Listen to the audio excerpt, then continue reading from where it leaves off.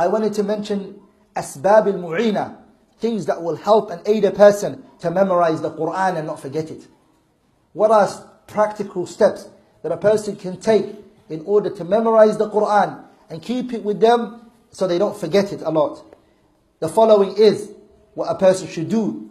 تعاهد القرآن ومداومة قراءته. That a person's consistency in reading the Quran and going over it a lot. If a person does muraja'a, revision of the Quran, and keeps going over it a lot, the person will learn the Quran. The Prophet ﷺ, he told us in the hadith, like the person who's holding onto the Quran and has memorized the Quran, that it's like a camel that is tied. If the person comes back to it and ties it and makes sure that it's there and overlooks it, then that camel will never get away from him. But if he doesn't, he leaves it and he walks away from it, then that camel will what? Ya ikhwa, if you hunted a deer today and you got the deer, what would you do? You would tie it strong, right? You'd have to tie it strong, and you would always have to overlook it. If it's there, has it left? Has it moved? Has it the rope tightened? Is it still?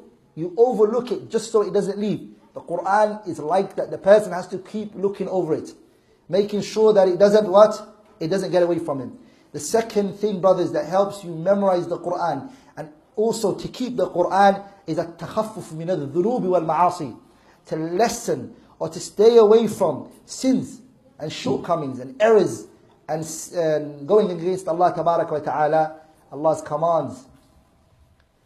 Why? Because brothers, we all know, what does sin do to blessings of Allah?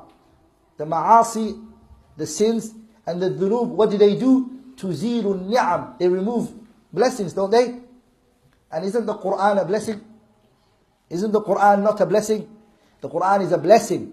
The sins, it destroys blessings. That's what Allah said in the Quran, وَمَا أَصَابَكُمْ مِن مُصِيبَةٍ فَبِمَا كَسَبَتْ أَيْدِيكُمْ وَيَعْفُ عَنْ كَثِيرٍ.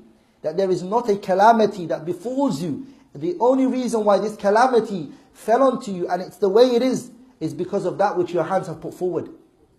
So calamities, trials and tribulations fall on you, adab, because of what? Because of sins. So, if a person is not given the Quran, what is it? It's a punishment. The best of speeches are not being given to you. The reason is because there are obstacles and things that are standing in the way. Also, the other thing that helps is التخفف من الهموم والأحزان والتعوذ منها. Staying away from being a person who's excessively stressed.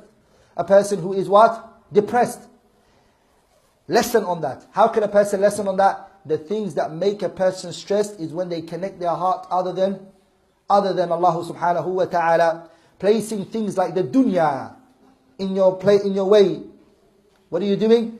Placing in your sight the dunya and giving so much importance to it, it starts to stress you out. And when a student of knowledge or a person who's learning the Quran places other things in his way, stresses increase. And when the stresses increases and the responsibility increases, what happens? You're unable to memorize. That's what Allah tells us in the Quran, مَا جَعَلَ اللَّهُ لِرَجُلٍ مِّن قَلْبَيْنِ فِي جَوْفِهِ. Allah has not placed in the person two hearts.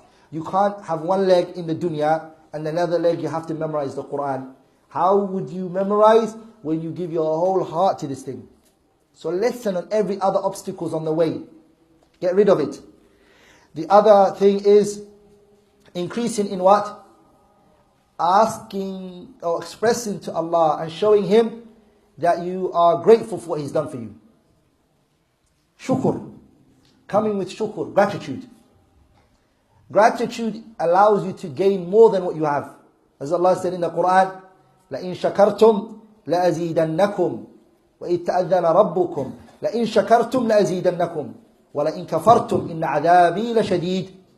Allah tells us in the ayah, وَإِذْ تَأَذَّنَ رَبُّكُمْ لَإِن شَكَرْتُمْ. If you show gratitude, لَأَزِيدَنَّكُمْ, I will increase for you. You memorize 10 surahs.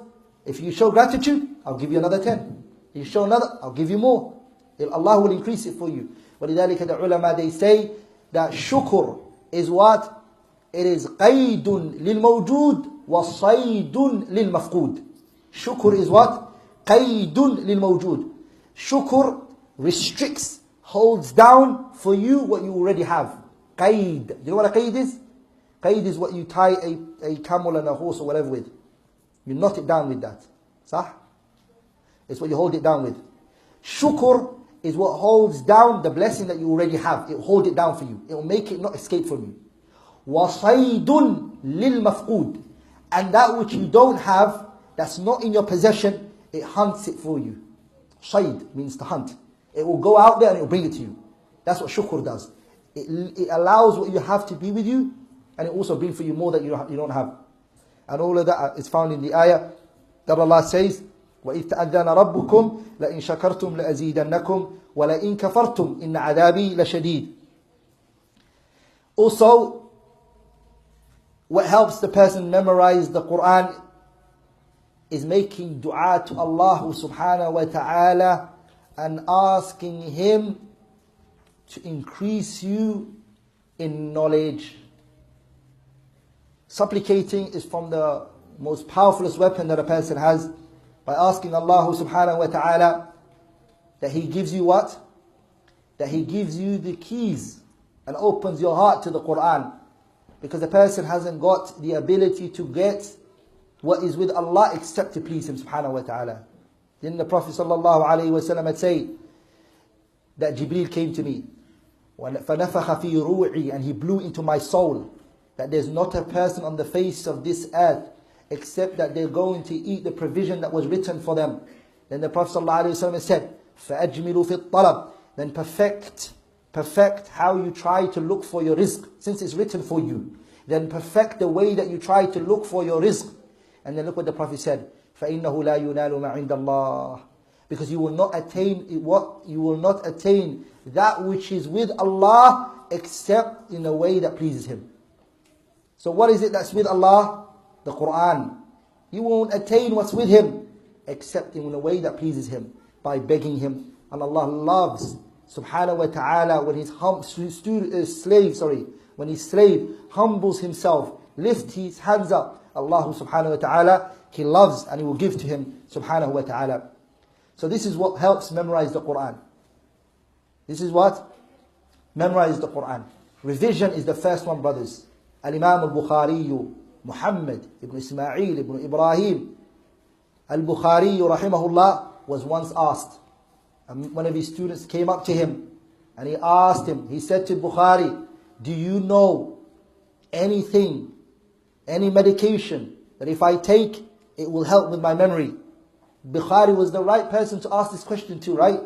His memorization, it was an ayah, it was a miracle in the hifz. So he said, no, I don't know a medication or something a person can take that if they eat, their memory would be good. I don't know, he said. There's no particular fruit or food that should be eaten that will bring your memory. But he said, I do know what can help the person's memory. And he said that it's two things. Nahmatul rajul, nihmatul rajul, a person's drive and will. The fact that the person wants this so badly and he's putting every effort that he has. And the second one is, brothers, what? And the second one is وَمُدَاوَمَةُ النَّظَرِ, when the person excessively looks at this thing so much. Muraja'a, revision. There's not a person who's memorized so much except that he's beating you on revision. He's beating you with what? With revision. So the person should do that when it comes to the Quran. And as you can see, the Quran was made for the hearts. Where was it made for? The place that the Quran is meant to be in is the heart. When the Quran came down, whose heart did it come down on? It started off on the heart of the Prophet. Okay, brothers? And the Sahabas, where did they memorize it from? Look at the ahadith when you read them. That they used to say, عَلَّمَنَا رَسُولُ اللَّهِ, the Messenger taught us Salatul Istikhara كَمَا كَانَ يُعَلِّمُنَا آيَةً مِنْ كِتَابِ اللَّهِ. That the Prophet used to teach us Istikhara, he taught us it. The way Salatul Istikhara and the dua to say, the way he taught us an ayah of the Quran. The companions are always, they compare it to that. That the Prophet taught us this thing as he would teach us an ayah from the Quran. So they took it from his mouth. وَلِذَلِكَ Abdullah ibn Mas'ud, he said, أَخَذْتُ 70 surah. I took 70 surahs min fi Rasulillahi, from the Prophet's mouth, directly from his mouth. Another hadith, Surah Al-Qaf. Surah Al-Qaf. What did the female narrator, she said, I memorized Surah Al-Qaf because the Prophet used to read it in the khutbah, and I memorized it from his mouth. So she wouldn't write it.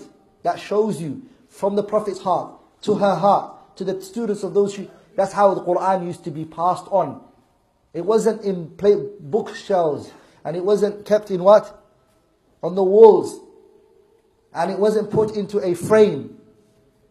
A lot of people, they have Ayatul Kursi on the wall.